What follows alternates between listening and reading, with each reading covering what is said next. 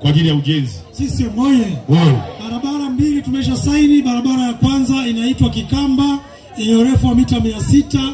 Tumepata fedha kiasi cha shilingi milioni 375. Inatokea wapi na wapi? Inatokea pale kwa Dr. Rebangira, inaenda Kilimahewa. Ndio. Lakini barabara ya pili ni eneo ambalo lilikuwa lina watu wanasumbuka wanaanguka na bodaboda, daraja almaarufu kwa Mzee George. Tumesaini mkataba wa kiasi cha shilingi milioni 275. Itajengwa kiwango cha zege ili wananchi wasiweze kuanguka wakati wakiwa wanapanda kilima. Liko sehemu gani hilo daraja? Kilimahewa pia. Bado ni Kilimahewa. Bado ni Kilimahewa. Sawa. Asante. Mmesikia hiyo? Ukisikia milioni 350 kwenye barabara, nataka niwape hesabu ili mjue. Barabara ya lami quality kama ile ambayo imepita hapa zile ambazo ziko Mwanga Kaskazini. Barabara ya lami kama vile kilomita 1 inakwenda mpaka bilioni 2, milioni 200,000. Kwa ukisikia milioni 300 na kitu, ujue hapo ninaingia kwenye nini? Vumbini, mavumbi. Sio kwa kibarabara. Sio kwa kibarabara. Nataka niwahakikishieni watu wa Mwanga Kusini, hiyo barabara ambayo imeshasainiwa acha wajenge. Juu yake twende tukaimwagie lami.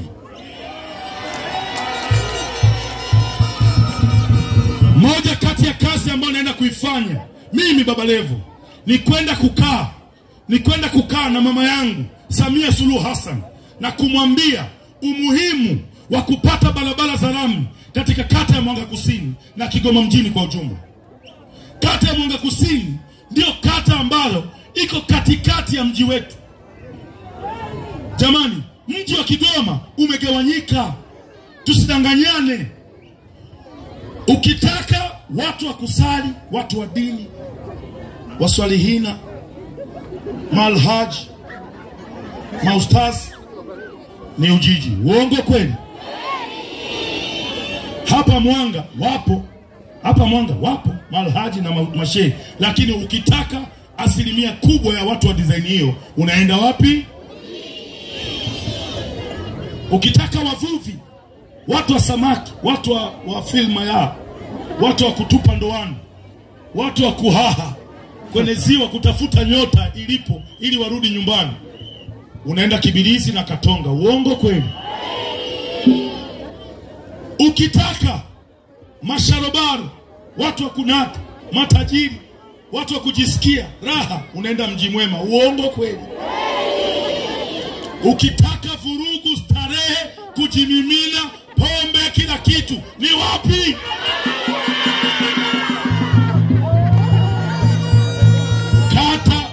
Hizi kata mbili za Mwanga Kaskazini na Mwanga Kusini, ndio kata ambazo zina kila aina ya starehe katika mji wetu wa Kigoma.